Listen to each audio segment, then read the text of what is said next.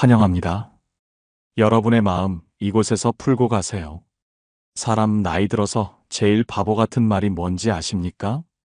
그래도 친구니까, 오래된 사이니까, 이 나이에 친구 하나라도 있어야지. 아닙니다.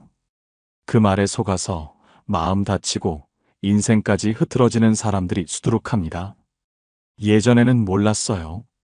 그래서 참았습니다. 불편해도 내가 이해하면 되지. 말이 안 통해도 그냥 넘어가자. 그런데요, 참는 사람이 계속 참으면 결국 그 관계는 썩어갑니다. 나이 들수록 친구는 많을 필요 없습니다. 단 한 명이라도 내 마음을 망가뜨리지 않는 사람이면 됩니다. 그런데 아직도 나를 무시하고 함부로 말하고 고맙다 미안하다 한마디 없는 사람을 친구라는 이름으로 붙들고 계십니까? 그렇다면 지금 이 영상이 꼭 필요합니다. 오늘 말씀드립니다. 늙어서 절대 친구로 지내면 안 되는 사람 5가지. 하나라도 해당된다면요, 그 관계는 미련이 아니라 정리가 필요합니다. 오늘 주제가 마음에 드신다면 구독과 좋아요 눌러주세요. 여러분의 마음을 안아주는 좋은 컨텐츠로 보답하겠습니다. 첫 번째, 예의 없는 사람. 친하다는 이유로 선을 넘는 사람. 영숙 씨는 60대 중반입니다. 오래 알고 지낸 친구가 하나 있는데 그 친구는 모임만 나가면 꼭 이렇게 말합니다. 야, 너는 원래 그렇게 답답했잖아. 영숙이 너는 옛날부터 눈치가 없었어. 다른 사람들도 있는 자리에서 아무렇지 않게 툭툭 내뱉습니다. 처음엔 장난인 줄 알았죠. 그런데 이상하게 집에 오는 길마다 마음이 무겁습니다. 내가 뭘 그렇게 잘못했지? 그리고 어느 순간 그 친구와 만날 날이 다가오면 괜히 피곤해지기 시작합니다. 이게 바로 예의 없는 사람의 무서운 특징입니다. 친하다는 이유로 막말을 하고 오래된 인연이라는 이유로 상처를 줍니다. 그리고 본인은 전혀 미안해하지 않죠. 그 정도도 못 받아들이면 친구가 아니지. 결국 예의 없는 사람 곁에 있으면 내가 나를 지우게 됩니다. 하버드대 심리학자 수전 피스크는 사람들이 친해지면 생기는 착각을 실험으로 증명했습니다. 친한 사이일수록 내가 뭘 해도 괜찮겠지라는 생각을 하게 되고 실제로 상대에게 더 무례한 행동을 하는 경향이 있다는 것입니다. 예를 들어 같은 실수를 처음 보는 낯선 사람에게 했을 땐 80%가 사과를 했지만 친한 친구나 가족일 땐 30%만이 제대로 사과했다고 합니다.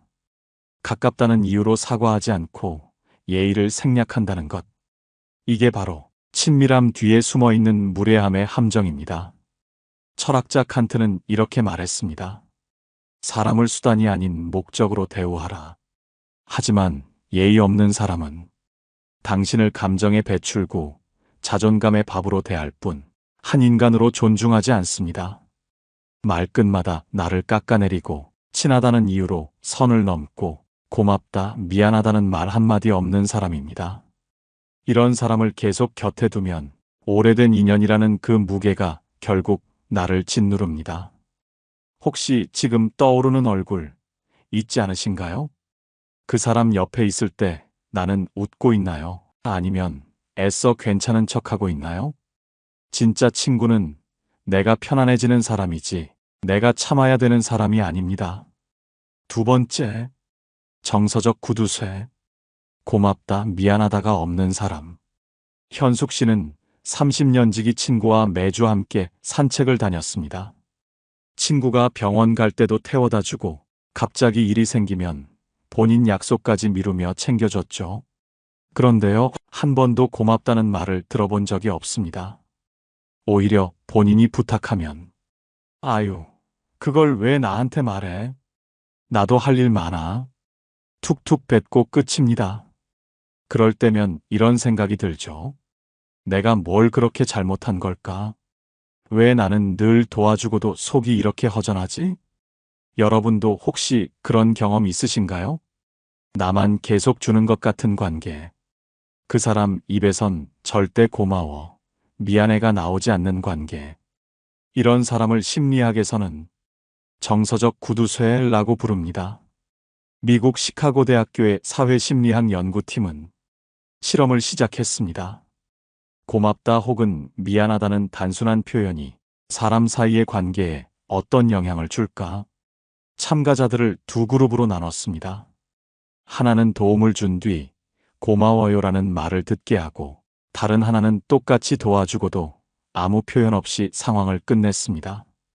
그 결과 고맙다는 말 한마디만으로도 관계 만족도가 2.4배 상승했고, 미안하다는 표현은 갈등 후 신뢰 회복 속도를 무려 3배나 빠르게 만들었습니다. 반면 아무 말도 듣지 못한 그룹은 시간이 갈수록 상대에게 짜증, 거리감, 피로감을 느꼈고 결국 이렇게 말했습니다. 그 사람은 나를 이용한 것 같아요. 자, 여기서 여러분께 여쭤봅니다. 최근에 고맙다는 말을 들어본 게 언제였습니까? 미안해라는 말, 마지막으로 누군가에게서 들은 적 있으신가요? 혹시 여러분이 해온 모든 배려와 수고가 그저 당연한 일처럼 여겨지고 있진 않으신가요? 철학자 루소는 이렇게 말했습니다. 감사는 관계의 양심이다. 그렇습니다. 사람 사이의 오해는요, 고맙습니다와 미안합니다. 이 두 마디만 잘해도 생기지 않습니다. 그 말을 못하는 사람은 양심 없이 관계를 소비하는 사람입니다. 여러분의 정은 받으면서 책임은 지지 않고 말 한마디는 아깝다 여깁니다. 결국 그렇게 관계는 조금씩 무너지고 보이지 않는 곳에서 여러분의 마음은 말라갑니다. 혹시 지금 떠오르는 얼굴 있으신가요? 그 사람은 정말 친구입니까? 아니면 여러분의 마음을 무시한 채 그냥 정을 갉아먹는 존재는 아니었나요? 이제는 감정을 받기만 하는 사람은 정리할 시간입니다. 말은 작지만 관계의 운명을 바꿉니다. 고맙다는 말은 마음을 살리고 미안하다는 말은 상처를 덮습니다.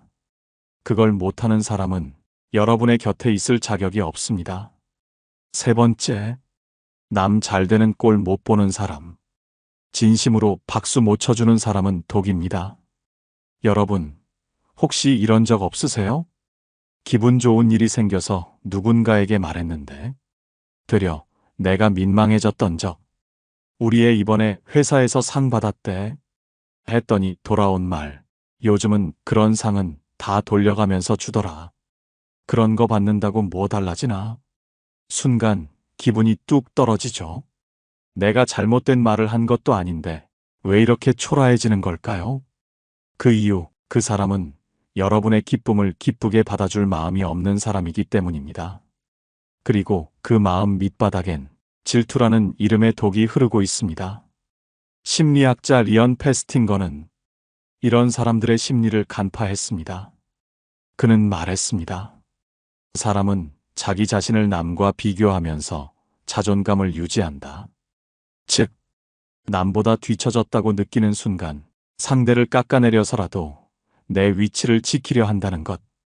그래서 남이 잘됐다는 말엔 표정은 웃고 있지만 속은 타들어가는 사람들이 생겨나는 겁니다.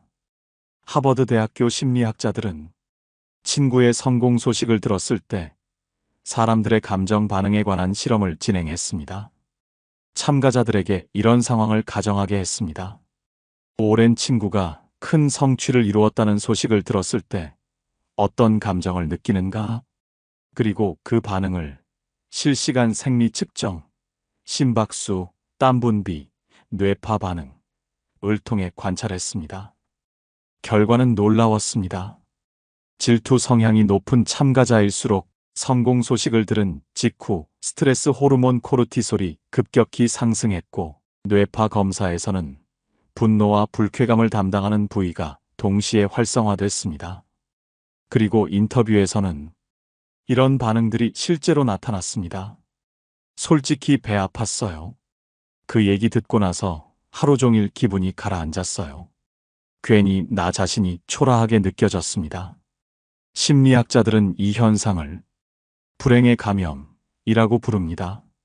남의 기쁨이 자기 안의 결핍과 비교되어 고통으로 번지는 것. 그리고 이 감정은 그 사람 혼자만 괴롭게 만드는 게 아닙니다. 함께 있는 사람까지 병들게 만듭니다. 당신의 기쁨조차 위축되게 만들죠. 철학자 쇼펜하우어는 이렇게 말했습니다.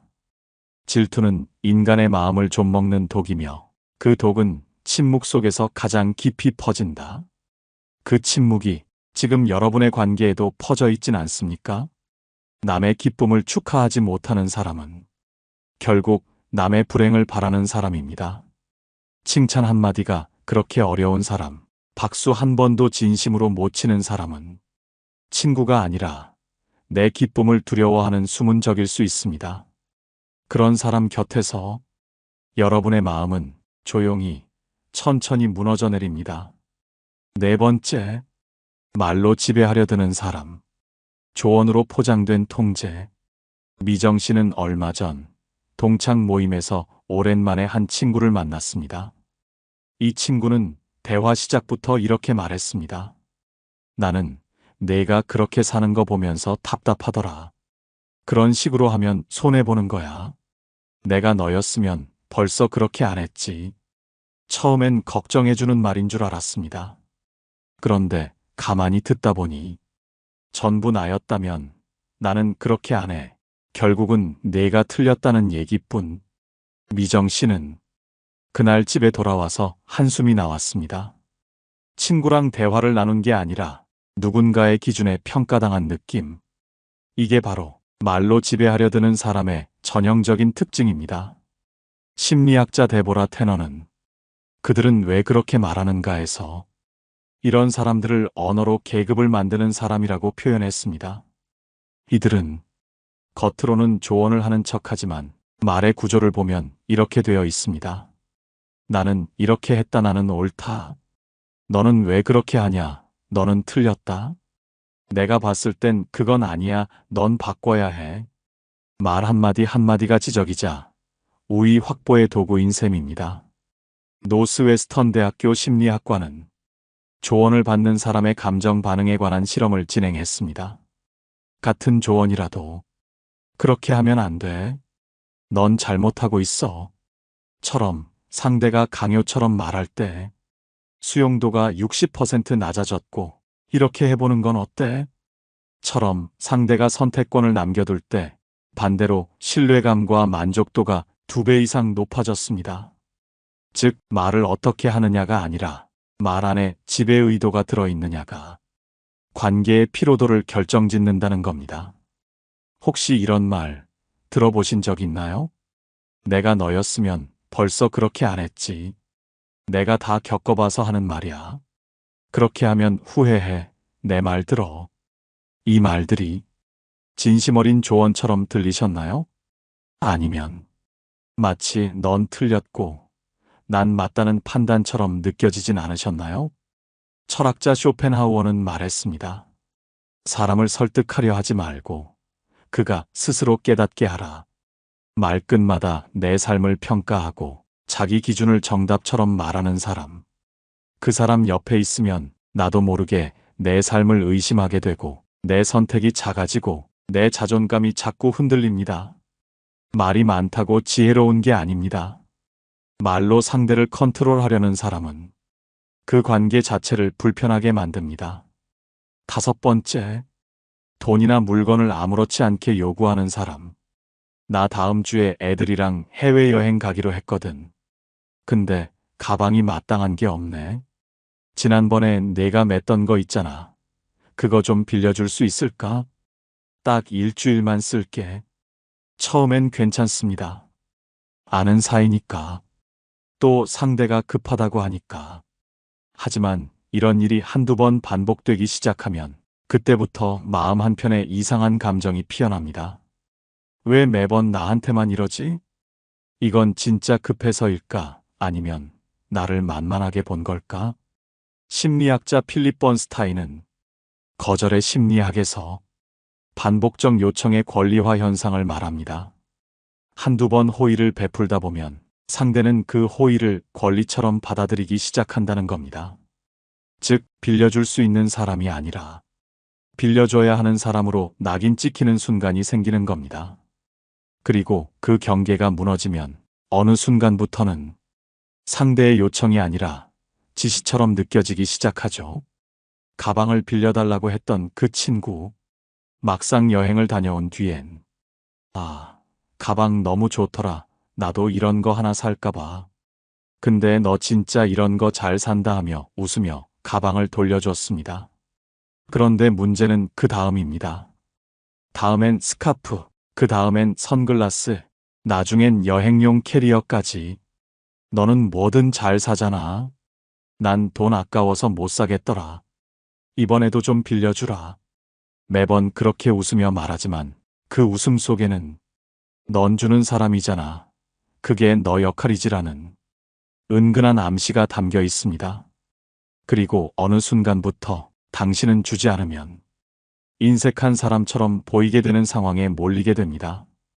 철학자 쇼펜하우어는 말했습니다. 선을 그어야 할 때 망설이면 결국 침해당한 건 나 자신이다.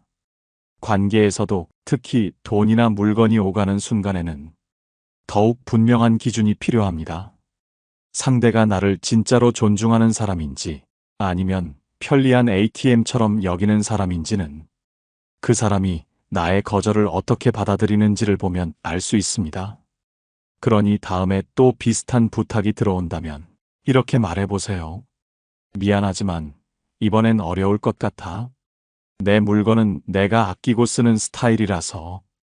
이 한마디가 당신의 물건뿐 아니라 당신의 마음까지 지켜주는 경계선이 되어줄 겁니다. 그렇다면 이제 이런 질문을 해봐야 합니다.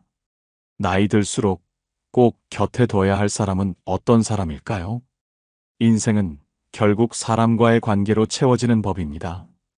누굴 가까이 두느냐에 따라 마음이 단단해지기도 하고 반대로 지치고 무너지기도 하니까요. 이제부터는 삶을 더 따뜻하게 만드는 사람, 마음을 지켜주는 사람, 그런 사람들의 특징을 하나씩 살펴보겠습니다. 첫 번째, 내 이야기를 끝까지 들어주는 사람. 살다 보면 꼭 이런 사람이 있습니다. 말을 꺼내기도 전에 끼어들고 끝까지 들어보지도 않았으면서 그건 말이야 하고 훈수부터 두는 사람. 입은 열려 있는데 귀는 닫힌 사람들입니다. 그런 사람 앞에선 속마음 한 자락도 꺼내기 싫어집니다. 말을 꺼낸 내가 바보 같고 괜히 상처만 남죠. 반대로 말도 안 되는 푸념을 늘어놔도 고개를 끄덕이며 응, 그래서? 하고 입 다물고 들어주는 사람, 그런 사람 앞에선 숨겨뒀던 속 이야기까지 툭 흘러나옵니다. 이게 바로 사람을 살리는 경청의 힘입니다. 미시간 대학교 심리학 연구팀은 참가자들에게 아픈 경험을 이야기하게 했습니다. 한 그룹은 중간에 끼어들고 판단하는 청취자, 다른 한 그룹은 끝까지 듣기만 하는 청취자. 결과는 너무도 극명했습니다. 진심으로 들어주는 사람 앞에선 사람이 회복됩니다. 스트레스 지수는 낮아지고 불안은 줄고 상대에 대한 신뢰도는 무려 2배 이상 증가했습니다. 반면 끼어드는 사람 앞에서는 감정이 오히려 더 망가졌습니다. 심리학자들은 말합니다. 경청은 그냥 듣는 게 아니라 상대를 있는 그대로 받아들이는 행위다. 그리고 그건 요즘 같은 세상에서 가장 귀한 능력입니다. 쇼펜하우어는 이렇게 말했습니다. 말이 많은 사람은 지배하려 하고 잘 듣는 사람은 이해하려 한다. 듣는 사람 곁에선 사람이 안심합니다. 왜냐하면 그 사람은 나를 판단하지 않고 내 말 속에 숨은 마음까지 봐주기 때문입니다. 세상이 각박해질수록 이런 사람이 곁에 꼭 있어야 합니다. 조언하지 않아도 위로가 되는 사람, 해결책은 없어도 내 편이 되어주는 사람. 그 한 사람만 있어도 사는 게 훨씬 덜 외롭습니다. 그리고 나이 들수록 더 중요한 건 이겁니다. 나도 그런 사람이 되어야 한다는 것.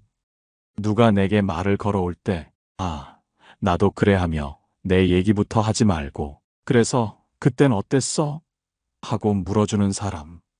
그 한마디면 상대는 사귀었던 마음을 꺼낼 수 있습니다. 말을 듣는 건 사람을 품는 일입니다. 마음을 열 수 있게 가만히 귀를 내어주는 일입니다. 그런 사람이 곁에 있다면 그건 축복이고, 내가 그런 사람이라면 그건 삶의 품격입니다. 여러분은 어떠신가요? 내 말에 눈 맞추고 고개를 끄덕여주는 그 사람, 당신 곁에 있습니까? 혹시 없다면 오늘 내가 먼저 그런 사람이 되어 보세요. 그 한 사람 덕분에 어떤 사람은 오늘 하루를 견뎌낼 수 있을지도 모릅니다. 두 번째, 내가 실수해도 날 함부로 판단하지 않는 사람. 사람은 누구나 실수합니다. 근데 그 실수 하나로 사람 전체를 평가하고 딱지를 붙이는 사람이 있습니다. 아니, 그것도 몰라? 내가 그래서 말했잖아. 참 기대를 말아야 해. 그 말 한마디가 사람의 가슴을 얼마나 쪼개는지 그들은 모릅니다. 아니, 알면서도 말하는 겁니다. 왜냐고요? 우위에 서고 싶으니까요. 이런 사람 옆에선 숨도 편하게 못 쉽니다. 내가 잘하면 당연한 거고, 못하면 물어뜯기기 쉬운 사람. 그런데 실수했을 때도 나를 탓하지 않고 조용히 옆에 있어주는 사람이 있습니다. 그럴 수도 있지. 다 그런 날이 있는 거야. 너는 원래 잘하고 있어. 그 한마디에 울컥했던 마음이 스르르 녹습니다. 실수도 감싸주는 사람, 그 사람은 내 인생에서 절대 놓치면 안 됩니다. 하버드 대학교 심리학 연구팀은 이런 실험을 했습니다.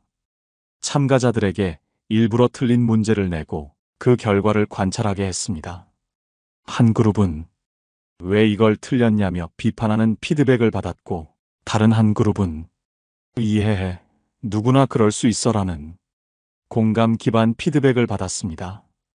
그 후 참가자들의 반응은 놀라웠습니다. 공감을 받은 그룹은 자신감과 집중력이 회복되며 다음 테스트에서 성과가 훨씬 높게 나타났고, 비판받은 그룹은 회피하거나 스스로를 더 낮게 평가했습니다. 실수보다 더 무서운 건 그 실수를 지켜보는 사람의 시선입니다. 누군가의 실수 앞에서 이렇게 말할 수 있는 사람이 되어야 합니다. 너 그럴 줄 몰랐어가 아니라, 그럴 수도 있지. 나도 그런 적 있어. 철학자 미셸 드몽테뉴는 말했습니다. 우리는 남의 실수에는 맹수처럼 굴고 자신의 실수에는 새털처럼 관대하다. 나이 들수록 실수한 사람을 향해 돌을 던지는 대신 그 돌로 함께 쉴 자리를 만들어줄 수 있어야 합니다. 내가 실수했을 때 나를 외면하지 않고 오히려 괜찮아라고 말해주는 사람. 그런 사람은 당신 인생에서 가장 따뜻한 등불입니다. 그리고 그런 사람이 옆에 없다면 내가 그 등불이 되면 됩니다. 다른 사람의 실수 앞에서 웃어주고 괜찮다 말해줄 줄 아는 사람. 그 사람이 결국 마음을 얻고 인생의 관계를 지켜냅니다. 세 번째, 내 말이 맞아라고 말해주는 사람. 인정. 이 말 한마디가 그렇게 어려울까요? 사람들은 대화 중에 상대를 이기려고 합니다. 심지어 친구 사이에서도 자신의 생각이 더 똑똑하다는 걸, 자신의 경험이 더 위라는 걸 은근히 말로 증명하려 듭니다. 그래서 무슨 얘기만 하면 그건 아니고, 내가 보기엔 말이야. 그렇게 하면 안 돼. 이렇게 반박부터 시작하는 사람들. 듣는 사람은 어때요? 자꾸 기가 죽고 말하고 싶지 않아집니다. 진짜 좋은 사람은요, 논리보다 관계를 택합니다. 그 말 들으니까 나도 생각이 바뀌네. 너 말이 맞는 것 같아. 이 한마디로 우린 마음의 문을 활짝 열게 됩니다. 노스웨스턴 대학교 심리학과에서는 실제 커뮤니케이션 실험을 진행했습니다. 같은 조언을 하더라도 지적하는 방식으로 말할 때와 동의와 인정의 말투로 말할 때 상대의 반응은 극과 극이었죠. 지적형 말투는 자존감을 떨어뜨리고 방어심을 높였고, 반대로 인정의 말 한마디는 신뢰와 유대감을 2배 이상 높였습니다. 말 한마디에 관계의 온도가 달라지는 겁니다. 철학자 쇼펜하우어는 이렇게 말했습니다. 어리석은 사람은 이기려 하고 지혜로운 사람은 이해하려 한다. 세 번째로 곁에 두어야 할 사람, 바로 이런 사람입니다. 내 말에 맞고 틀림을 따지기보다 그 안의 마음을 보려고 해주는 사람. 내가 그렇게 느꼈구나. 충분히 그럴 수 있어. 그 한마디에 우린 살면서 몇 번이고 눈물이 납니다. 그리고 우리도 그런 사람이 되어야 하지 않을까요? 지적보단 이해를, 이기기보단 연결을 택하는 사람. 말로 상처 주기보다 말로 위로를 건네는 사람. 지금 떠오르는 얼굴이 있으신가요? 그 사람이 여러분 인생의 보물입니다. 네 번째, 그게 너의 매력이야 라고 말해주는 사람. 살다 보면요, 누구에게나 콤플렉스 하나쯤은 있습니다. 말이 느린 사람, 너무 말이 빠른 사람, 숫자에 약한 사람, 지나치게 감성적인 사람. 세상은 자꾸 우리에게 그건 고쳐야 해, 그건 단점이야 라고 말합니다. 그래서 우린 조심스러워지고 어느 순간부터는 스스로를 작게 만듭니다.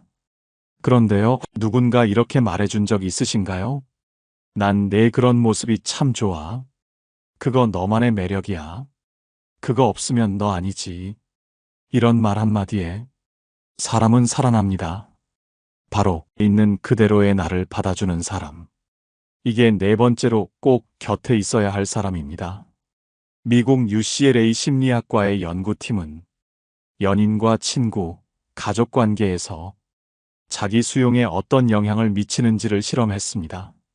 자기 콤플렉스를 드러낸 참가자에게 그건 내 매력이야 라고 말해준 그룹과 그건 좀 고쳐야 해라고 지적한 그룹을 나눠 자존감, 대인 신뢰 감정 안정성을 측정했죠.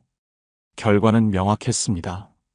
자기 모습을 받아준 말을 들은 사람들은 실험 후 일주일이 지나도록 자존감이 상승했고 타인과의 관계도 긍정적으로 변화했습니다. 반면 지적을 받은 그룹은 감정이 위축되고 심지어 관계 자체에 회의감을 보였습니다. 말 한마디, 그게 사람을 바꾼 겁니다. 철학자 마르틴 부버는 진정한 만남은 상대를 평가하지 않고 있는 그대로 바라보는 데서 시작된다고 말했습니다. 여러분도 그런 경험 있으시죠? 단점이라고 여겼던 걸 괜찮다고 말해준 사람 덕분에 그게 오히려 자랑이 되었던 기억. 그리고 우리도요, 그런 말을 해줄 수 있는 사람이 되어야 합니다. 누군가가 자기 약점을 털어놓을 때 그걸 고쳐야 할 것이 아니라 함께 안아줄 것으로 바라봐주는 사람. 세상에 완벽한 사람은 없습니다. 하지만 서로의 모난 부분까지 따뜻하게 감싸줄 줄 아는 사람.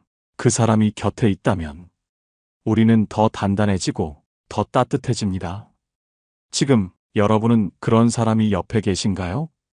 그리고 여러분은 누군가에게 그런 사람이 되어주고 계신가요? 다섯 번째, 지금 떠오르는 사람이 있나요? 그 사람은 여러분이 눈 감는 그 순간까지 절대 놓쳐서는 안 될 사람입니다. 별로 연락도 안 했고 자주 만나지도 않았는데 문득문득 떠오르는 사람이 있습니다. 가슴 한구석이 그 사람 쪽으로 기울어 있는 것처럼요. 이유도 없습니다. 그냥 그 사람이 생각납니다. 그러면 이상하게 마음이 조금 놓이고 지쳐있던 마음이 잠시 쉬어갑니다. 심리학자 존 캐시오포 교수는 이와 관련한 연구에서 정서적 연결감이 강한 사람은 거리와 상관없이 뇌에 더 자주 떠오른다고 말했습니다. 그 사람이 꼭 자주 연락하는 사람일 필요는 없습니다. 오히려 자주 보지도 않았는데도 그 사람이 자주 떠오른다면 그건 무의식이 이미 말해주는 겁니다. 이 사람은 너에게 아주 소중한 존재야. 반대로 자주 보지만 떠올랐을 때 마음이 답답하고 피로하다면 그 사람은 그냥 짐일 뿐입니다. 곁에 있다고 다 인연은 아닙니다. 진짜 인연은 마음이 기억하는 사람입니다. 여러분, 지금 그 사람이 떠오르셨나요? 그 사람은 단순히 좋았던 사람이 아닙니다. 당신 마음의 쉼표였던 사람이고, 지금 이 순간에도 당신의 마음을 따뜻하게 데우고 있는 사람입니다.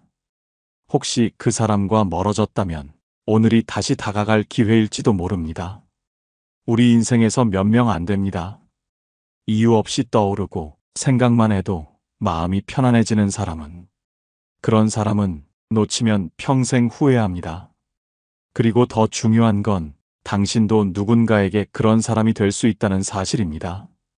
당신이 떠오르기만 해도 위로가 되는 존재, 그런 사람으로 살아가시기를 진심으로 바랍니다. 우리는 종종 거꾸로 선택합니다. 나를 지치게 하는 사람에게는 맞추려 애쓰고, 정작 나를 살려주는 사람은 괜히 미안해서 바쁠까봐 멀리하게 됩니다. 이제는 구분하셔야 합니다. 내 마음을 병들게 하는 사람과 내 삶을 따뜻하게 밝혀주는 사람을요. 관계는 정리도 용기고 지켜내는 것도 용기입니다.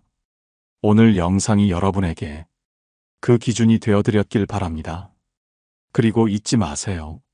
좋은 사람을 곁에 두는 가장 빠른 방법은 내가 먼저 좋은 사람이 되는 것입니다. 지금 여러분이 떠올린 그 한 사람, 그 사람에게 오늘 먼저 안부 전해보세요. 당신의 진심이 닿는 그 순간, 이미 관계는 바뀌기 시작합니다.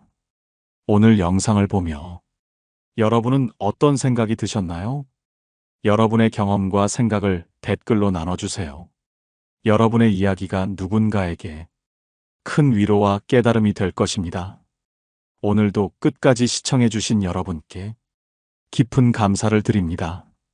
오늘 영상이 도움이 되셨다면 소중한 분들께 공유해 주시고 구독과 좋아요로 저를 응원해 주세요.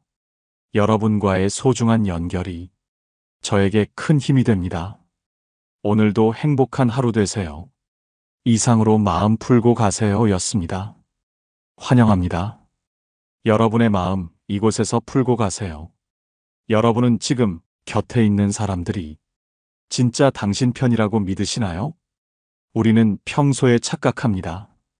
같이 웃고 같이 울었다는 이유만으로, 곁에 오래 있었다는 이유만으로 이 사람은 내 사람이다 라고 믿어버립니다. 하지만 인생을 살다 보면 어느 순간 그 믿음이 송두리째 무너질 때가 찾아옵니다. 어떤 순간이었을까요? 어떤 상황에서 그 사람이 진짜 어떤 사람인지 드러났던 걸까요? 혹시 여러분도 한 번쯤 이런 경험 있으신가요? 내가 가장 힘들었을 때, 축하받아야 할 때 믿었던 사람이 등을 돌렸던 기억.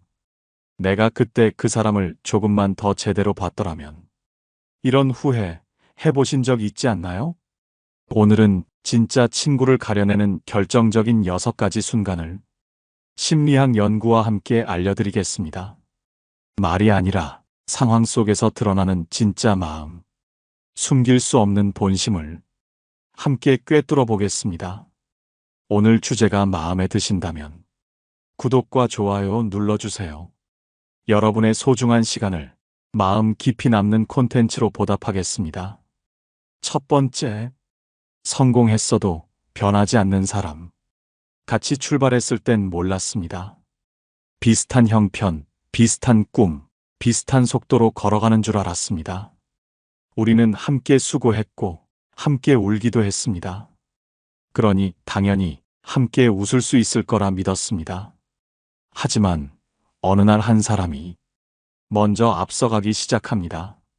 승진을 하고 사업이 잘 되고 세상이 그를 주목하기 시작합니다. 그때부터입니다. 예전 같지 않은 말투, 은근히 내려다보는 시선, 그리고 느껴지는 미묘한 거리감. 처음에는 착각이라고 생각했습니다. 내가 예민한 걸 거야. 바쁘고 피곤해서 그런 거겠지. 그런데 모임에서, 지인들 앞에서 가볍게 던지는 한마디가 심장을 때립니다. 옛날엔 네가 잘 나갔었는데 이제는 뭐. 요즘 세상에 그 정도로는 안 통하지. 웃으면서 한 말이었습니다. 주변 사람들도 웃었습니다. 하지만 나는 웃을 수 없었습니다. 그 짧은 순간 우리가 같은 길을 걸었던 시간들이 허물어지는 소리가 들렸습니다. 미국 노스웨스턴 대학교 심리학 연구팀은 이런 인간관계 변화를 연구했습니다. 10년 동안 수백 쌍의 친구 관계를 추적한 결과 한쪽이 성공할수록 남아있는 친구에게 은근한 우월감을 드러내는 경우가 68%에 달했습니다. 특히 무서운 건 이 변화가 겉으로 드러나기까지 걸리는 시간이 불과 6개월도 채 안 된다는 사실이었습니다. 처음엔 서로를 챙기던 친구였지만 성공이 자리 잡기 시작하면 과거의 동료를 내 아래로 보기 시작한다는 겁니다. 심리학자들은 이걸 사회적 상승 편견이라고 부릅니다. 나는 올라갔고 너는 아직 거기 있다. 이 무의식이 언행 곳곳에 스며들기 시작합니다. 프랑스 철학자 라로슈 푸코는 말했습니다. 진짜 위대한 사람은 높아진 자리에 있어도 여전히 과거의 사람들을 존중할 줄 아는 사람이다. 진짜 친구는 성공해도 높아져도 당신을 깎아내리지 않습니다. 높은 곳에 올라갔다고 해서 과거의 사람을 가볍게 여기거나 비웃지 않습니다. 오히려 더 조심스럽게, 더 다정하게 다가옵니다. 당신이 여전히 그 자리에서 힘들어 하더라도 우습게 보지 않습니다. 괜히 충고하려 들지 않습니다. 함께 했던 시간의 무게를 기억하기 때문입니다. 지금 떠올려 보세요. 당신보다 앞서 나간 친구가 있다면 그 사람이 여전히 같은 눈높이로 당신을 바라봐주고 있나요? 당신의 작은 이야기를 진심으로 들어주나요? 아니면 조금씩 비웃고 조금씩 충고하고 조금씩 당신을 아랫사람 취급하고 있나요? 성공한 뒤에도 변하지 않는 사람. 그 사람이야말로 끝까지 곁에 둘 수 있는 사람입니다. 높아졌어도 여전히 눈을 맞추고 웃어줄 수 있는 사람. 그 사람만이 진짜 친구입니다. 이것이 진짜 친구를 가려내는 첫 번째 순간입니다. 두 번째, 힘들 때 진짜 친구는 남는다. 사람들은 다들 말합니다. 진짜 친구는 어려울 때 알아본다. 하지만 막상 그 순간이 오면 우리는 그 말을 뼈저리게 실감합니다. 어느 날 갑자기 사업이 무너지고 통장에 돈이 바닥나고 숨 쉬는 것도 버거운 날이 찾아왔습니다. 가까웠던 사람들에게 연락을 했습니다. 같이 웃고 떠들던 그 사람들. 언제든 내 편일 거라 믿었던 그 사람들. 처음에는 다들 걱정하는 말들을 했습니다. 힘내라. 곧 괜찮아질 거야. 하지만 시간이 지나자 조용히 멀어졌습니다. 바빠서, 요즘 정신이 없어서, 어떤 친구는 연락조차 받지 않았습니다. 그런데 한 친구가 있었습니다. 자기도 빠듯한 살림이었습니다. 아이들 학원비에 대출 이자에 숨 돌릴 틈도 없는 형편이었습니다. 그런데 그 친구가 말없이 50만 원을 쥐어주었습니다. 이거 나도 넉넉한 건 아닌데 일단 이거라도 받아. 그 돈이 커서 고마운 게 아니었습니다. 나를 잊지 않았다는 사실, 조건 없이 내 편이 되어준다는 사실, 그게 가슴을 무너뜨렸습니다. 미국 미네소타 대학교 심리학 연구팀은 경제적 위기 상황에서 인간관계 변화를 추적했습니다. 참가자 500명을 대상으로 갑작스럽게 경제적 손실이 발생한 상황을 시뮬레이션했습니다. 그리고 그때 주변 사람들이 어떤 반응을 보이는지를 기록했습니다. 결과는 냉정했습니다. 90%의 관계는 위기 속에서 자연스럽게 멀어졌습니다. 특히 초기에는 힘내라는 격려를 하던 사람들이 시간이 지나면서 연락을 끊거나 조용히 거리를 두기 시작했습니다. 반면 단 7%의 사람들만이 아무 대가 없이 끝까지 곁에 남았습니다. 그리고 이 7%는 훗날 조사에서도 가장 신뢰하는 인간관계로 남아 있었습니다. 심리학자들은 이 현상을 조건 없는 헌신 테스트라고 부릅니다. 쉽게 말하면 이겁니다. 아무 이득 없이 오히려 손해를 감수하면서까지 내 옆에 남아준 사람. 그 사람이 진짜다. 독일 철학자 쇼펜하우어는 말했습니다. 이익이 사라진 뒤에도 남아있는 인연만이 진짜 인연이다. 처음엔 누구나 다 친절합니다.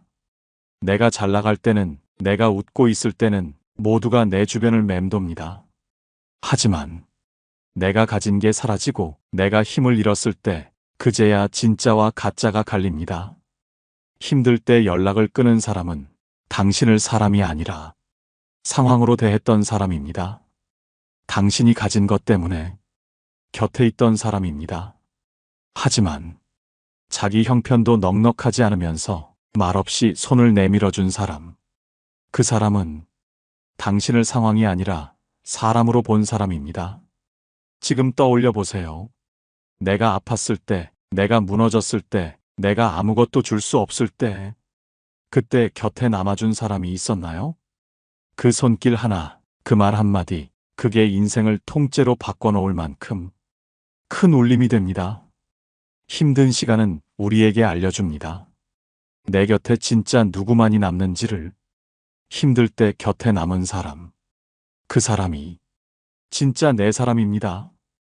이것이 진짜 친구를 가려내는 두 번째 순간입니다. 세 번째, 내가 없는 자리에서 누가 나를 지켜주는가. 사람은 누구나 앞에서는 웃지만 뒤에서는 쉽게 변합니다. 특히 내가 없는 자리, 그곳에서야말로 진짜 마음이 드러납니다. 한때는 나를 아끼던 사람들, 넌 참 괜찮은 사람이야. 넌 정말 좋은 친구야. 그렇게 말하던 사람들이었습니다. 그런데 어느 날 어디선가 소문이 들려왔습니다. 걔 요즘 좀 이상해졌대. 너 몰랐어? 옛날부터 그랬대. 내가 없는 곳에서 내 이름을 가볍게 올려놓고 가볍게 깎아내리는 말들. 가슴이 무너졌습니다. 아무렇지 않은 척했지만 속에서는 쓰라림이 번졌습니다. 그 자리에 있던 사람들은 누구 하나 나를 변호하지 않았습니다. 하지만 그 와중에도 조용히 나를 지켜준 친구가 있었습니다. 내가 아는 그런 사람이 아니야.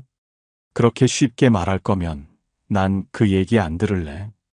그 한마디를 듣는 순간 눈물이 핑 돌았습니다. 세상이 다 등을 돌리는 것 같던 순간 누군가 내 등을 지켜주고 있었다는 사실이 숨 쉴 틈을 만들어 주었습니다. 미국 예일대학교 심리학 연구팀은 부재중 평가에 관한 실험을 진행했습니다. 참가자들에게 친한 친구를 주제로 대화를 나누게 했습니다. 그리고 한 그룹은 그 친구의 좋은 점만 이야기하도록 유도했고, 다른 그룹은 친구의 단점과 뒷이야기를 주제로 삼게 했습니다. 실험 결과 단점을 이야기하는 그룹은 무려 78%가 실제 친구에 대한 감정이 나빠졌습니다. 심지어 단지 흥미삼아 했던 부정적인 대화가 현실의 신뢰도까지 깎아먹는 결과를 초래했습니다. 심리학자들은 이 현상을 심리적 동조 오염이라고 불렀습니다. 한번 남을 깎아내리기 시작하면 본인도 모르게 그 사람에 대한 존중과 신뢰가 무너진다는 것입니다. 결국 내가 없는 곳에서 나를 지켜주는 사람은 진짜 내 가치를 지켜주는 사람입니다. 프랑스 철학자 몽테뉴는 말했습니다. 친구란 부재 중에도 나를 변호하는 사람이다. 내가 없는 곳에서 남들이 나를 흉볼 때 가볍게 웃어넘기지 않고 조용히 막아주는 사람. 그 사람만이 진짜 내 편입니다. 당장 곁에서 웃어주는 사람보다 내가 없는 자리를 지켜주는 사람이 훨씬 더 소중한 사람입니다. 지금 떠올려 보세요. 내가 모르는 사이 내 뒷이야기가 오고 갔을 때 누가 내 편을 들어줬을까요? 나도 모르게 지켜준 사람, 그 사람이 당신 인생 최고의 인연입니다. 말로 다짐하는 사람 말고 조용히 행동으로 지켜주는 사람, 그 사람이 진짜 친구입니다. 이것이 진짜 친구를 가려내는 세 번째 순간입니다. 네 번째, 성공했을 때 누가 진짜 내 편인지 보인다.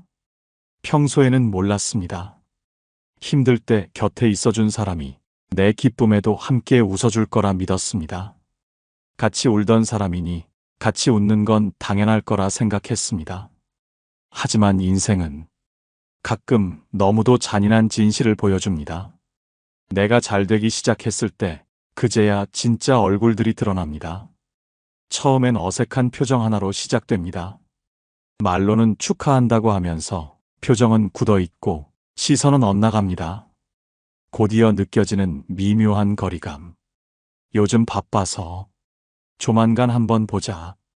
그러다 어느 순간 어디선가 들려오는 이야기들. 지금은 좀 달라졌더라. 예전엔 안 그랬는데 요즘은. 그때 깨닫습니다. 웃으며 내 등을 토닥이던 그 손이 사실은 등 뒤로 칼을 겨누고 있었다는 걸. 미국 듀크 대학교 심리학 연구팀은 사회적 성공과 인간관계 변화를 추적 연구했습니다. 10년 동안 성공한 사람들과 그 주변 친구들의 관계 변화를 조사했습니다. 결과는 냉정했습니다. 성공한 사람들의 72%가 가장 친했던 친구와 멀어졌다고 답했습니다. 이유는 단 하나. 내가 변한 게 아니라 그들의 마음이 변했다. 심리학자들은 이 현상을 숨겨진 경쟁 본능이라고 불렀습니다. 평소에는 모르다가 내가 빛나기 시작하면 상대의 무의식 속에 숨어있던 질투와 비교심이 고개를 듭니다. 자기도 모르게 거리감을 만들고 자기도 모르게 비꼬는 농담을 하고 자기도 모르게 조용히 등을 돌립니다. 성공은 거짓말을 허락하지 않습니다. 힘들 때 곁에 있어준 사람도 소중하지만 내가 잘 될 때 웃어줄 수 있는 사람, 그 사람이 진짜 친구입니다. 프랑스 철학자 라로슈푸코는 말했습니다. 타인의 불행에는 쉽게 연민을 느끼지만 타인의 행복을 진심으로 축하하는 일은 드물다. 당신이 잘 될 때 함께 진심으로 기뻐해주는 사람은 진짜 인연입니다. 그 반대는 처음부터 당신과 같은 방향을 보지 않았던 사람입니다. 지금 떠올려 보세요. 내가 가장 기뻤던 순간, 승진을 했을 때, 사업이 성공했을 때, 아이들이 좋은 소식을 가져왔을 때, 그때 누가 진심으로 웃어줬나요? 누구는 박수를 쳐주는 척하면서 눈빛은 차가웠을 것입니다. 누구는 조용히 축하한다고 하면서 대화 주제를 슬쩍 다른 데로 돌렸을 것입니다.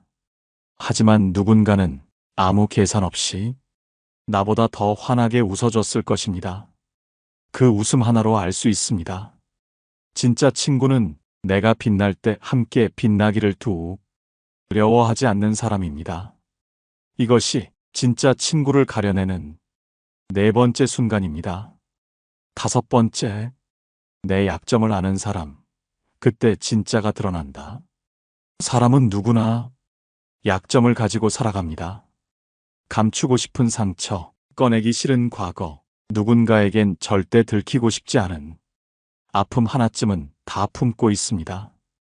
그래서 우리는 가장 가까운 사람에게만 그 약한 부분을 보여줍니다. 믿었기 때문입니다. 적어도 이 사람은 내 상처를 이용하지 않을 거라 믿었습니다. 하지만 시간이 지나면서 알게 됩니다. 어떤 사람은 내 약점을 품어주지만 어떤 사람은 그걸 무기 삼아 나를 조종하려 합니다. 처음에는 작은 말 한마디로 시작됩니다. 넌 원래 그 부분이 약하잖아. 그러니까 넌 늘 실패하는 거야. 아파서 보여준 상처를 조롱거리로 삼고 때로는 협상의 도구로 삼는 사람들. 심지어 아무렇지 않게 내 약점을 들춰내 다른 사람 앞에서 웃음거리로 만드는 사람들. 그때 깨닫습니다. 내가 가장 연약했던 순간에 내 옆에 있던 사람이 나를 지켜준 게 아니라 나를 약하게 만든 존재였다는 걸. 미국 UCLA 심리학 연구팀은 친밀한 관계 속 약점 노출과 심리적 배신에 대한 연구를 진행했습니다. 실험 참가자들은 서로에 대해 솔직한 약점을 털어놓은 뒤 시간이 지나며 관계 변화를 추적했습니다. 결과는 충격적이었습니다. 약점을 공유한 후 관계를 악용하는 사례가 무려 53%나 발생했습니다. 특히 상대의 약점을 이용해 자기 이익을 챙기거나 심리적으로 우위를 점하려는 경향이 뚜렷하게 나타났습니다. 연구팀은 결론 내렸습니다. 진짜 신뢰는 상대의 약점을 이용하지 않을 때 증명된다. 프랑스 철학자 몽테뉴는 말했습니다. 우정은 타인의 약점을 감싸줄 때 비로소 완성된다. 약점을 알면서도 그걸 흉터로 만들지 않고 조용히 덮어주는 사람. 그 사람이야말로 진짜 내 사람입니다. 지금 떠올려 보세요. 내 가장 힘들었던 이야기, 내 가장 아픈 기억을 털어놨던 그 사람. 그 사람은 나를 더 단단하게 해줬나요? 아니면 나를 약하게 만들었나요? 내가 힘들 때 그걸 무기 삼아 상처를 덧내는 사람은 처음부터 내 편이 아니었습니다. 내 아픔을 가벼이 여기지 않고 그 상처 위에 조용히 손을 얹어주던 사람. 아무 말 없이 그저 옆에 있어준 사람. 그 사람이야말로 진짜 내 편입니다. 당신의 약점을 알아도 결코 함부로 하지 않는 사람. 그 사람만이 끝까지 함께할 수 있는 사람입니다. 이것이 진짜 친구를 가려내는 5번째 순간입니다. 6번째, 다른 사람 앞에서도 나를 지켜주는 사람. 농담이라며, 웃자고 한 말이라며 가볍게 내 체면을 짓밟는 사람. 한 번쯤 겪어보셨을 겁니다. 여럿이 모인 자리였습니다. 지인들이 둘러앉아 웃고 떠드는 자리. 그때 가장 믿었던 친구가 가볍게 농담을 던졌습니다. 얘 원래 좀 둔하잖아. 야, 그걸 또 몰랐어? 모두가 웃었습니다. 웃음 속에 파묻힌 그 순간 나만 조용히 식어갔습니다. 처음엔 스스로를 다독였습니다. 농담이야, 농담. 나 혼자 예민한 거겠지. 하지만 이상하게 그날 이후 사람들의 눈빛이 달라졌습니다. 조금씩 깎이고 조금씩 가벼워지고 조금씩 무시당하는 분위기. 그 짧은 농담 한마디가 내 평판을 무너뜨렸던 겁니다. 미국 프린스턴 대학교 심리학 연구팀은 사회적 맥락 속 조롱과 인간관계 신뢰도 변화에 관한 실험을 진행했습니다. 참가자들에게 친구를 소개하는 자리에서 가벼운 농담으로 상대를 깎아내리게 했습니다. 그리고 그걸 지켜본 주변 사람들이 신뢰도 변화를 측정했습니다. 결과는 명확했습니다. 농담 한 번으로 대상에 대한 신뢰도가 평균 41% 하락했습니다. 특히 조롱성 농담을 던진 사람조차 나는 장난이었어라고 해명했지만 듣는 사람들은 무의식적으로 대상을 낮게 평가하기 시작했습니다. 심리학자들은 이걸 비공식적 신뢰 붕괴라고 부릅니다. 즉, 웃으면서 사람 하나를 무너뜨리는 겁니다. 프랑스 철학자 장폴 사르트르는 말했습니다. 진정한 존중은 침묵 속에서도 상대를 지키는 것이다. 당신을 진심으로 아끼는 사람은 절대 다른 사람 앞에서 당신을 가볍게 만들지 않습니다. 아무리 분위기가 가벼워도, 아무리 웃음이 필요한 순간이어도 그 사람은 당신을 함부로 깎지 않습니다. 지금 떠올려 보세요. 다른 사람 앞에서 내 약점을 농담처럼 꺼냈던 사람. 나를 웃음거리로 삼았던 사람. 그 순간 당신의 가치는 그 자리에서 깎였습니다. 그걸 아는 사람은 절대 쉽게 농담하지 않습니다. 당신이 웃을 때 당신을 높여주는 사람. 당신이 실수했을 때 당신을 감싸주는 사람. 그 사람이 진짜 당신을 아끼는 사람입니다. 말이 아니라 다른 사람 앞에서의 태도가 말해줍니다. 내가 없는 자리에서든 내가 있는 자리에서도 조용히 나를 지켜주는 사람. 그 사람만이 끝까지 믿을 수 있는 사람입니다. 이것이 진짜 친구를 가려내는 6번째 순간입니다. 그렇다면 이제부터가 진짜입니다. 우리는 과연 어떤 마음으로 사람을 바라보고 어떤 기준으로 인연을 남기고 떠나보내야 할까요? 지금까지는 누가 진짜인지를 알아보는 이야기였다면 이제는 내가 어떤 선택을 해야 하는가의 시간입니다. 지금부터 흔들림 없이 곁을 지킬 사람을 고르는 방법, 그리고 내 삶을 가볍게, 단단하게 만들어줄 진짜 인연을 다듬는 방법을 알려드리겠습니다. 끝까지 함께 해주세요. 이 이야기는 앞으로 당신의 인간관계를 완전히 바꿔놓을 것입니다. 첫 번째, 시절 인연을 받아들여라. 우리는 착각합니다.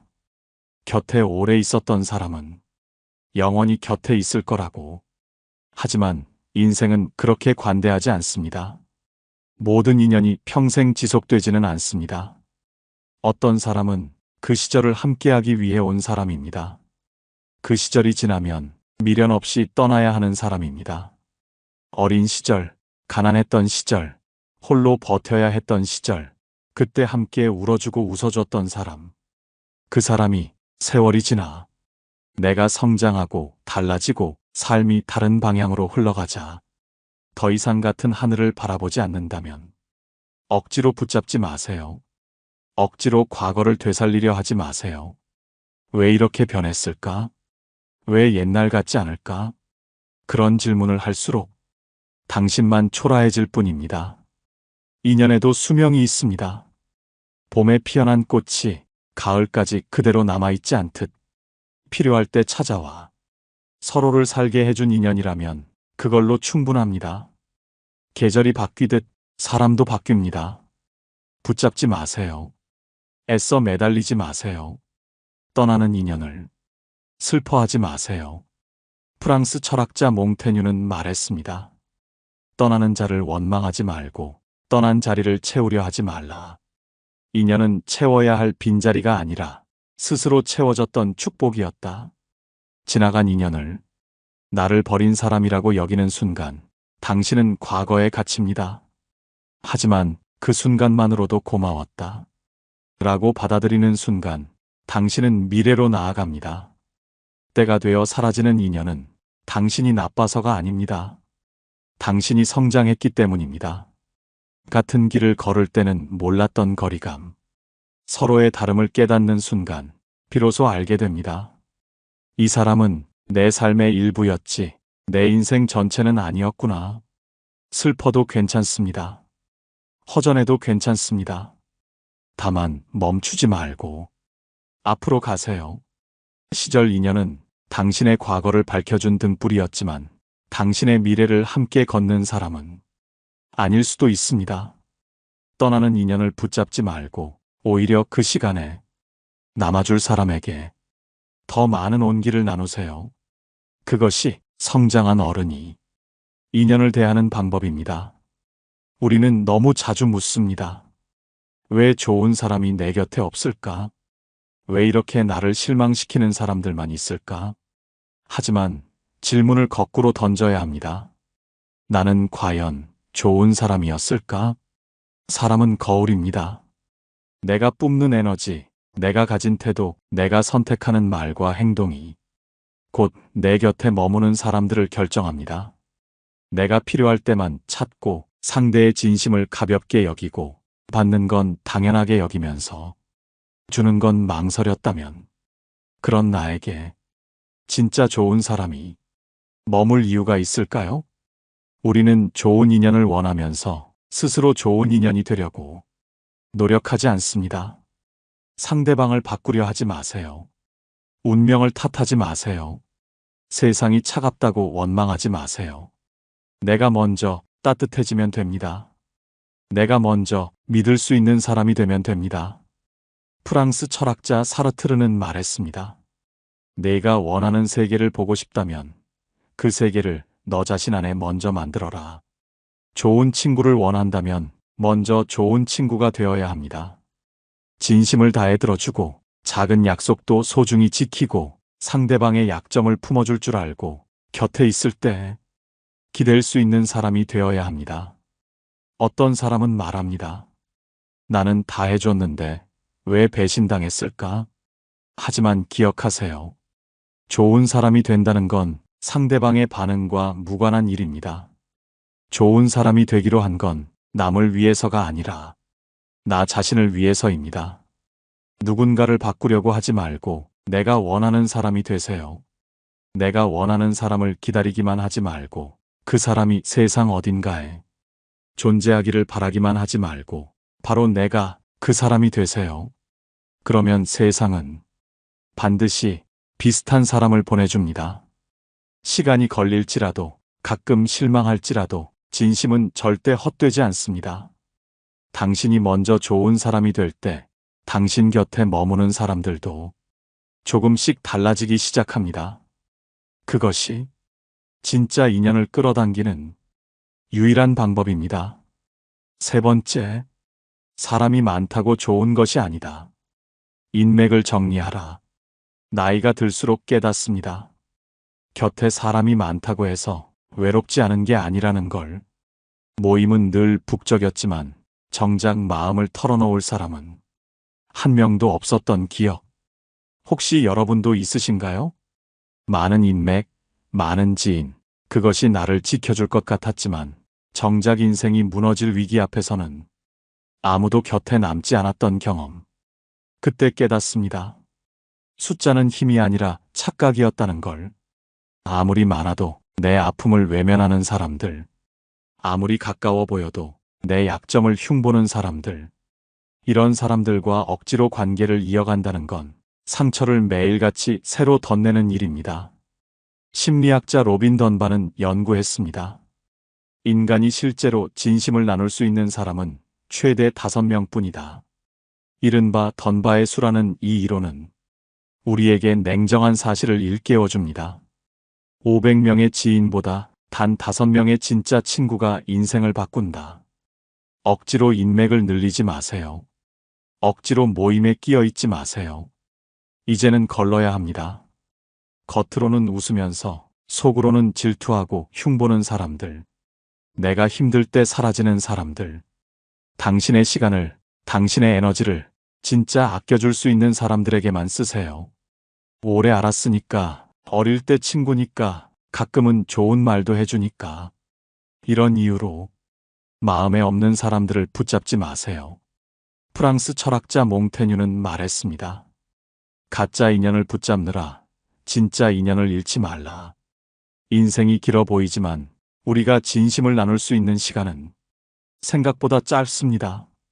남들이 뭐라고 하든 사람이 적어 보이든 신경 쓰지 마세요. 숫자에 연연하지 않고 진심에 집중하세요. 5명이라도 좋습니다. 아니, 단 1명이라도 괜찮습니다. 내가 무너질 때 조용히 옆에 있어주는 사람. 내가 잘 될 때 진심으로 웃어주는 사람. 그 한 사람만 있다면 당신 인생은 이미 성공한 것입니다.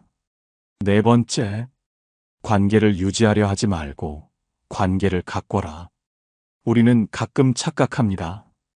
오래 알면, 자주 연락하면, 자꾸 만남을 이어가면 관계가 깊어질 거라고.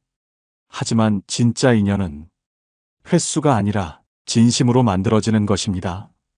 관계는 유지하는 게 아닙니다. 가꾸는 것입니다. 물을 주지 않은 꽃은 시듭니다. 햇살을 주지 않은 나무는 말라 죽습니다. 사람 사이도 마찬가지입니다. 억지로 끈만 붙잡고 있으면 관계는 점점 불편하고 어색해집니다. 언제 한번 밥 먹자는 말만 반복되다가 서로를 피하게 됩니다. 반대로 작은 진심 하나, 짧은 안부 인사 하나, 때로는 조용히 챙겨주는 행동 하나가 관계를 싱그럽게 만듭니다. 심리학자 로버트 월드링거는 하버드대 75년 추적 연구를 통해 다음과 같은 결론을 내렸습니다. 행복한 인생을 결정짓는 것은 결국 돈이나 성공이 아니라 작은 진심이 오가는 인간관계다. 돈이 아니라, 명예가 아니라, 화려한 친구 수가 아니라 내가 줄 수 있는 작은 진심이 관계를 지탱합니다. 그러니 억지로 붙잡지 마세요. 자주 만나지 못한다고 초조해하지 마세요. 대신 때때로 문득 떠오를 때 진심 어린 한마디를 건네세요. 요즘 어떻게 지내? 내 생각나서 연락했어. 늘 응원하고 있어. 이런 짧은 진심 하나가 몇 년을 뛰어넘어도 관계를 살아있게 만듭니다. 관계를 유지하려 하지 마세요. 관계를 살아있게 하세요. 그것이 진짜 인연을 오래오래 갖고 가는 방법입니다. 살다 보면 알게 됩니다. 모든 사람이 내 사람이 될 수는 없다는 걸. 그래서 더 귀합니다. 끝까지 곁에 남아주는 단 한 사람. 그 사람 하나로 충분합니다. 그 한 사람이 있으면 우리는 다시 걸을 힘을 얻습니다. 다시 웃을 용기를 얻습니다. 그리고 당신도 누군가에게 그런 사람이 되어주세요. 바람이 불 때 등을 내어주는 사람. 비가 쏟아질 때 조용히 우산을 들어주는 사람. 아무 대가 없이, 아무 계산 없이 그저 사랑할 줄 아는 사람. 그렇게 우리는 서로의 인생에 따뜻한 봄날 하나를 심을 수 있습니다. 다시 피어나게 해줄 작은 기적 하나를 선물할 수 있습니다. 지금 당신 곁에 그 한 사람을 기억하세요. 그리고 당신도 누군가에게 잊을 수 없는 한 사람이 되어주세요. 오늘 영상을 보며 여러분은 어떤 생각이 드셨나요? 여러분의 경험과 생각을 댓글로 나눠주세요. 여러분의 이야기가 누군가에게 큰 위로와 깨달음이 될 것입니다. 오늘도 끝까지 시청해주신 여러분께 깊은 감사를 드립니다. 오늘 영상이 도움이 되셨다면 소중한 분들께 공유해 주시고 구독과 좋아요로 저를 응원해 주세요. 여러분과의 소중한 연결이 저에게 큰 힘이 됩니다. 오늘도 행복한 하루 되세요. 이상으로 마음 풀고 가세요 였습니다. 환영합니다. 여러분의 마음 이곳에서 풀고 가세요. 배려했더니 만만하게 보입니다. 참았더니 결국 내가 손해봅니다. 쇼펜하우어는 말했습니다. 착한 사람은 늘 이용당한다. 이유는 단 하나. 우리가 배려는 잘하지만 경계는 못해서입니다. 착한 게 죄는 아닙니다. 근데 경계 없는 착함은 결국 나를 망가뜨립니다. 오늘 영상에서는 착한 사람이 존중받으려면 반드시 바꿔야 할 태도 5가지, 그리고 배려보다 먼저 해야 할 행동은 무엇인지 알려드리겠습니다. 더 이상 착한 사람으로만 남지 마세요. 이제 존중받는 사람이 되셔야 합니다. 오늘 주제가 마음에 드신다면 구독과 좋아요 눌러주세요. 여러분의 마음을 안아주는 좋은 컨텐츠로 보답하겠습니다. 첫 번째, 참는 사람은 결국 만만해진다. 아휴, 내가 또 참지 뭐. 이 말 착한 사람들만 합니다. 그리고 이상하게도 늘 그 착한 사람이 손해를 봅니다. 많은 분들이 말합니다. 내가 참으면 관계가 더 편해지겠지. 하지만 아니죠. 참는 순간부터 무시당하기 시작합니다. 상대는 이렇게 생각합니다. 저 사람은 화 안 내. 뭐라 해도 그냥 넘어가겠지. 그리고는 점점 더 선을 넘기 시작합니다. 여러분은 겉으론 웃고 있지만 속은 부글부글 끓고 있죠. 그 감정, 상대는 모릅니다. 애초에 눈치조차 못 챕니다. 쇼펜하우어는 말했습니다. 조용한 사람은 더 깊은 상처를 입는다. 말 안 하면요, 속은 내가 곪고 겉으론 그 사람이 편해집니다. 이게 참는 사람의 현실입니다. 심리학자 브래드 부시먼의 실험도 이걸 증명합니다. 불쾌한 말을 들은 사람들을 두 집단으로 나누었습니다. 한쪽은 감정을 꾹 참고 다른 쪽은 그 말 불쾌해요 하고 바로 표현하게 했죠. 결과는 뻔했습니다. 참은 사람은 시간이 지날수록 분노가 커졌고 관계는 완전히 멀어졌습니다. 반면에 감정을 말로 표현한 사람들은 오히려 관계가 명확해졌고 상대와의 거리도 건강하게 유지됐습니다. 그렇다면 왜 우리는 참을까요? 내가 말하면 싸움 날까봐, 분위기 흐릴까봐, 결국은 나 혼자만 조심하고 있는 겁니다. 여러분, 화는 내지 말고 선은 그으셔야 합니다. 말하지 않으면요, 상대는 무례한 줄도 모르고 여러분은 계속 상처받습니다. 이렇게 바꾸세요. 방금 그 말 조금 불편했어요. 이 짧은 한 줄이면 충분합니다. 그 한마디가 나는 만만한 사람이 아닙니다. 라고 말해주는 유일한 방법입니다. 착하다는 이유로 더는 참지 마세요. 참는 사람이 제일 먼저 무너집니다. 두 번째, 도와주는 사람보다 거리 두는 사람이 더 대접받는다. 혹시 이거 도와드릴까요? 제가 챙길게요. 괜찮으세요? 뭐 필요하신 거 없으세요? 처음엔 고마워합니다. 근데요, 두 번, 세 번 계속 잘해주면 감사 대신 당연함이 돌아옵니다. 심지어 나중엔 무시까지 당합니다. 왜 그럴까요? 너무 잘해주는 사람은 무게감이 없다고 느껴지기 때문입니다. 심리학자 아담 갈린스키 교수는 이렇게 말했습니다. 사람은 내가 중요하게 여기는 사람에게 더 공손해진다. 다르게 말하면요, 적당히 거리 두는 사람이 오히려 더 대접받는다는 뜻입니다. 너무 다 퍼주면 상대는 나를 챙겨야 할 사람이 아니라 이용하면 편한 사람으로 인식합니다. 현실에서도 그런 사람 있지 않으신가요? 늘 도와주고, 늘 챙겨주고, 늘 배려하는데 정작 그 사람이 부탁할 땐 지금은 좀 바쁜데 하며 툭 잘라버리는 사람들. 왜요? 항상 챙겨주던 사람이니까. 부탁해도 되는 존재가 아닌 거예요. 이미 을로 내려가 있었던 겁니다. 이렇게 바꾸세요. 도와줄 수 있어도 잠깐 고민하는 표정을 먼저 지으세요. 상대가 뭘 부탁해도 제가 확인해 보고요. 생각 좀 해볼게요. 이 한마디만 끼워 넣어도 상대는 자동으로 태도를 바꿉니다. 그리고요, 가끔은 안 도와줘도 됩니다. 선은 잘해주다가 그만두는 게 아니라 처음부터 그어놓는 겁니다. 착한 사람들은 도움으로 관계를 유지하려고 합니다. 하지만 진짜 대접받는 사람들은요, 도움보다 존중을 먼저 챙깁니다. 잘해주는 것도 좋습니다. 하지만 나를 낮추면서까지는 하지 마세요. 거리를 둬야 상대가 여러분을 다시 봅니다. 세 번째, 양보하면 당연해진다.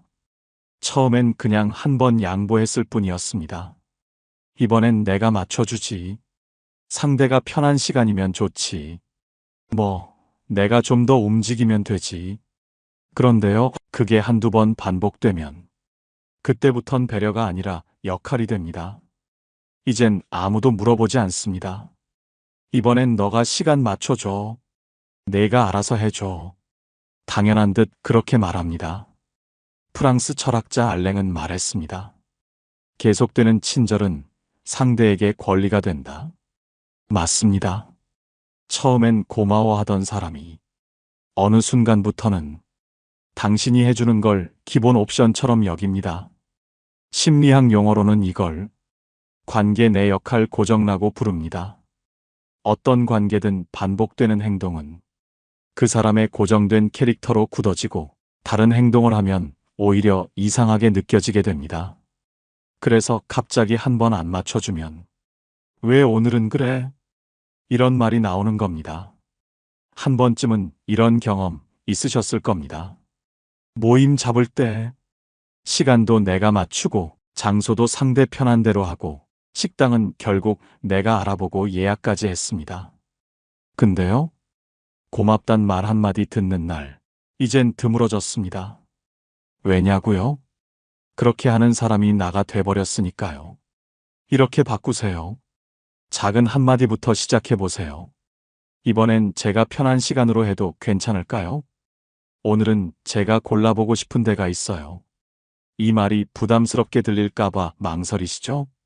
하지만 오히려 이런 말이 있어야 관계가 건강해집니다. 계속 양보하면 존재감이 흐려집니다. 가끔은 중심에 서는 연습이 필요합니다. 배려는 가끔일 때 가치가 있고 늘 하면 그건 소모입니다. 좋은 사람이 되고 싶다면 가끔은 이기적인 사람처럼 보여도 괜찮습니다. 여러분이 사라지지 않기 위해선 당연함에서 빠져나와야 합니다. 네 번째, 감정을 숨기면 결국 감정이 무시당한다. 아니야, 괜찮아. 그냥 내가 예민한가 봐. 그럴 수도 있지 뭐. 여러분도 이런 말 습관처럼 내뱉고 계시지 않나요? 속은 분명히 서운하고 속상하고 억울한데 아무렇지 않은 척, 괜찮은 척. 그렇게 참는 게 성숙한 거라 믿었고 관계를 지키는 거라 생각했죠. 하지만 아니었습니다. 감정을 숨긴 사람은요, 어느 순간부터 감정이 존재하지 않는 사람이 됩니다. 쇼펜하우어는 말했습니다. 감정은 억누를수록 더 큰 형태로 되돌아온다. 맞습니다. 슬픈데도 웃고 속상한데도 괜찮다며 참으면 상대는 여러분의 마음을 더 이상 살피지 않습니다. 왜냐고요? 말 안 하는 사람에겐 사람들이 신경을 안 씁니다. 심리학자 하우스맨의 연구에 따르면 감정을 자주 억제하는 사람일수록 타인에게 표현이 없는 사람, 뭐든 다 괜찮은 사람으로 인식되는 경향이 강하다고 합니다. 그리고 이런 사람은 갈등의 순간 오히려 더 무시당하고 의견조차 존중받지 못합니다. 혹시 이런 상황 겪어보셨죠? 이 정도는 말 안 해도 알아주겠지. 그땐 좀 서운했지만 그냥 넘어갔지. 그런데 다음에 똑같은 일이 또 반복되고 그제야 나만 힘들어졌구나 깨닫게 됩니다. 감정을 말하지 않으면 상대는 절대 모릅니다. 그리고 절대 바뀌지 않습니다. 이렇게 바꾸세요. 그 말 솔직히 조금 서운했어요. 그 상황 사실 마음이 좀 상했어요. 이 짧은 감정 표현이 여러분의 존재를 되살리는 첫걸음입니다. 표현하지 않으면 배려가 아니라 자기 소멸이고 관계가 아니라 희생입니다. 마음은 드러낼 때 보호되고 숨길 때 소외됩니다. 여러분, 감정을 숨긴다고 강한 게 아닙니다. 진짜 강한 사람은 자기 마음을 말할 줄 아는 사람입니다. 다섯 번째, 이유를 설명하면 약자가 된다. 거절 한번 하려는데 말이 자꾸 길어집니다. 그날은 제가 일이 좀 있어서요. 사실은 몸이 좀 안 좋아서. 다른 약속이 있어서 정말 죄송하긴 한데. 이유가 길어질수록 상대는 여러분을 더 쉽게 봅니다. 왜냐고요? 사람은 미안해하는 사람 앞에서 자신이 우위에 있다고 느끼기 때문입니다. 쇼펜하우어는 이렇게 말했습니다. 자신을 지나치게 설명하는 사람은 이미 스스로 죄인이라 말하고 있는 셈이다. 그렇습니다. 설명은 상대의 이해를 구하는 행위가 아니라 내가 불리하다고 인정하는 신호로 작용합니다. 심리학 연구에 따르면 거절할 때 자세한 이유를 말하는 사람일수록 상대가 빈틈이 있다고 느끼고 더 설득하거나 압박하는 경향이 강해진다고 합니다. 그러니까 이번엔 어려울 것 같습니다. 하고 뚝 잘라야 끝나는 걸. 근데요, 그게 사실은 이렇게 말문을 여는 순간 상대는 그 빈틈으로 파고듭니다. 한 번쯤 이런 상황 있으시죠? 분명 정중하게 설명했는데 그래도 잠깐이면 되잖아요. 그거 네가 좀 도와줘야 되잖아. 그날이면 되겠다. 나중에 봐. 왜냐고요? 여러분이 미안해하고 있다는 걸 상대가 느껴버렸기 때문입니다. 이렇게 바꾸세요. 길게 말하지 마세요. 단호하고 간단하게. 이번엔 어렵습니다. 이번 일은 힘들 것 같아요. 그 한 줄이면 충분합니다. 상대가 왜요? 라고 물으면요. 개인적인 사정이 있어서요. 이 말 이상은 하지 마세요. 거절은 설명이 아니라 통보입니다. 그게 예의 없어서가 아니라 여러분 자신을 지키는 방법입니다. 자꾸 이유를 대는 사람은 자신도 모르게 상대에게 권한을 넘기고 있는 겁니다. 불편한 말은 짧게, 감정의 경계는 단호하게. 그럴 때 비로소 상대는 여러분을 만만한 사람이 아닌 존중받아야 할 사람으로 봅니다. 그렇다면 왜 어떤 사람들은 유독 착한 사람만 골라서 무시하고 이용하고 깔보는 걸까요? 그 사람들 정말 착한 사람을 좋아서 찾는 걸까요? 아닙니다. 속마음은 딱 하나입니다. 내가 더 우위에 있고 싶어서입니다. 이제부터는요, 착한 사람을 만만하게 여기는 사람들의 심리를 하나씩 낱낱이 파헤쳐 보겠습니다. 들으면서, 맞아, 딱 저 사람 얘기야, 하실 겁니다. 첫 번째, 착함을 약함으로 착각하는 무지한 인간들입니다. 착한 사람에게 유독 당당한 사람, 한 번쯤 보신 적 있으실 겁니다. 강한 사람 앞에서는 찍소리도 못하다가 조용하고 배려심 많은 사람 앞에선 목소리부터 커지고 말도 툭툭 내뱉습니다. 왜일까요? 그 사람 머릿속엔 배려 물러남, 양보 약함으로 인식되어 있기 때문입니다. 사람 됨됨이를 봐야 할 자리에 기싸움부터 걸고 들어오는 그야말로 속 좁은 인간들입니다. 이런 사람들의 공통점은요, 딱 자기보다 만만해 보이는 사람에게만 용감하다는 것입니다. 절대 눈치 보이는 사람 앞에서는 못 그러죠. 결국 그들은 내가 우위에 있다는 착각으로 상대의 착함을 함부로 대하는 것입니다. 이런 사람에게 착한 사람은 함께 가야 할 동반자가 아니라 자기 우월감을 확인하는 도구일 뿐입니다. 쇼펜하우어도 말했습니다. 어리석은 사람은 친절함 속에서 힘이 아닌 약점을 본다.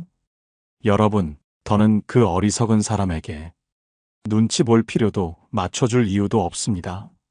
이렇게 생각하셔야 합니다. 그 사람이 여러분을 깔본 게 아닙니다. 그저 자기 그릇이 그만큼밖에 안 되는 겁니다. 여러분이 약해서가 아니라 그 사람이 작고 속 좁아서 그런 겁니다. 두 번째, 공감 못하는 멍청이입니다. 아니, 그걸 왜 이제 말해? 그럼 그때 말하지 그랬어? 참아도 문제, 말해도 문제입니다. 근데 더 기가 막힌 건 그 사람은 지금도 자기가 뭘 잘못했는지도 모른다는 겁니다. 왜일까요? 간단합니다. 공감 능력이 없기 때문입니다. 조금 더 정확히 말하자면 감정 눈치도 없고 책임도 질 줄 모르는 멍청이입니다. 이런 사람은요, 누가 울고 있어도 왜 울어? 하고 따집니다. 자기 말 한마디에 누가 멍이 들어도 난 그런 의도 아니었어 하고 빠져나갑니다. 공통점은 딱 하나. 피해는 주고도 죄책감은 전혀 없습니다. 심리학자 마샤 리놀드는 말합니다. 공감이 없는 사람은 감정 없는 언어로 상대를 2번 죽인다. 맞습니다.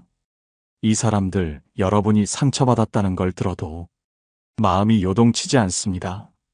왜냐고요? 애초에 공감의 회로가 끊긴 사람들이거든요. 쇼펜하우어는 이렇게 말했습니다. 둔한 사람은 타인의 고통을 상상할 수 없다. 그 결과 쉽게 상처 주고도 무감각하다. 이렇게 대처하세요. 내가 말 안 한 게 아니라 당신이 들을 마음이 없었던 겁니다. 이 말 꼭 꺼내세요.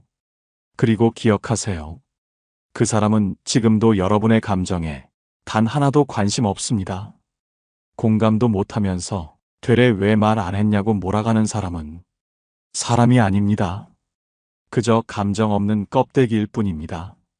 그 껍데기에 대고 또 상처받지 마세요. 말이 통하지 않는 사람과는 말을 줄이는 게 답입니다. 세 번째, 비겁한 사람은 약한 사람만 건드립니다. 겉으론 웃고 있지만 속으로는 여러분의 반응을 슬쩍 눈치 봅니다.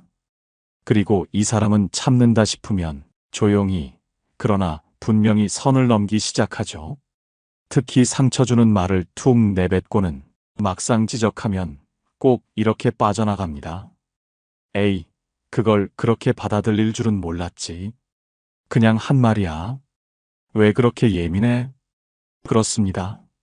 상처는 줘놓고 책임은 안 지는 사람. 이게 바로 비겁한 사람의 특징입니다. 심리학자 로버트 서튼은 말합니다. 진짜 나쁜 사람은 늘 선택적으로 나쁘다.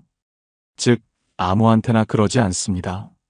자기보다 강한 사람 앞에서는 조심하고 자기보다 착한 사람, 참을 것 같은 사람에게만 몰래 상처를 던집니다.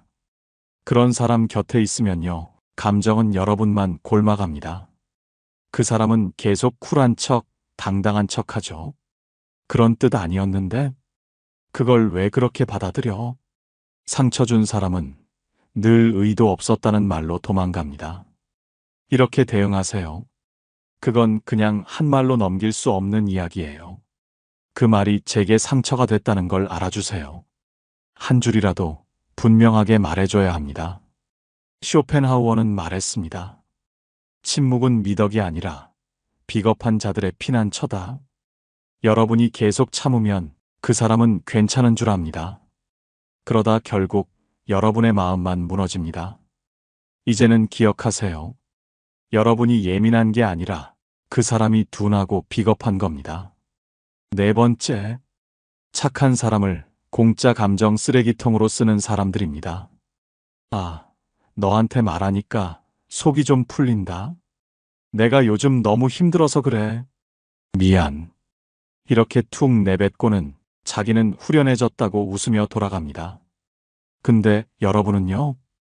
온몸으로 그 사람의 감정을 다 받아내고 혼자 앓고 있죠? 이런 사람 꼭 있습니다.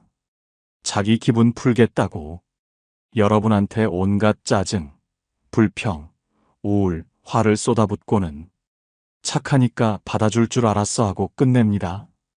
정작 여러분의 마음은 아무도 묻지 않습니다.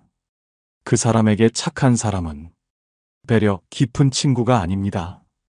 그저 마음 쓰레기를 버릴 수 있는 쓰레기통입니다. 그리고 무서운 건요, 그 사람은 그게 당연하다고 생각한다는 것입니다. 철학자 루트비히 비트겐슈타인은 이렇게 말했습니다. 말을 내뱉는 자는 있지만 그 말을 받은 자는 평생 간직한다. 맞습니다. 여러분은 그 사람의 감정 찌꺼기를 다 받아 안고 가슴속에 묻고 또 묻습니다. 근데요, 그 사람은 자기가 뭘 흘리고 갔는지도 기억 못합니다. 이제는 이렇게 하세요. 나도 오늘 하루 힘들었어. 내 감정까지 감당해줄 여유가 지금은 없어. 이 말 꼭 하세요. 감정은 받는 것도 중요하지만 받아낼 수 있는 만큼만 받아줘야 합니다. 그 이상은 나를 망가뜨립니다. 착한 사람이라고 무한정 받아줄 의무는 없습니다. 착한 사람이 무너지면 진짜 나쁜 사람만 남습니다. 여러분, 이제는 착한 사람이 아니라 만만하지 않은 사람이 되셔야 합니다. 상대에게 맞추고 참아주고 양보만 하다 보면 내가 무너지기 딱 좋습니다. 착한 마음은 분명 소중합니다.